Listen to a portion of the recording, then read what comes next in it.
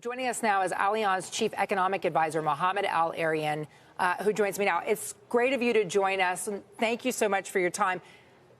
Given what we've seen, that the Senate control NBC News projects is going to Republicans, that it looks like Donald Trump is on a roll. He has claimed victory tonight already in a speech.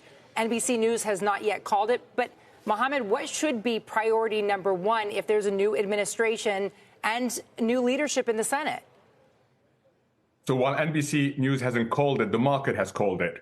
And the market has called not just a Trump win, but a down ballot impact that's going to see a sweep in the houses of Congress. And they're also looking not just a political win, but an economic win. And that's what the market is telling you.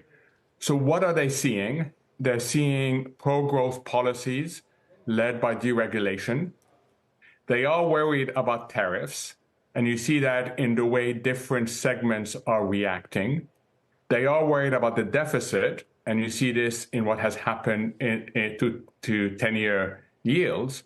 But they're excited about energy, and you see that in oil prices coming down. They're excited about greater supply of energy. So the market is positioning for higher growth, higher productivity, with concerns about budgetary implications, and with concern about inflation.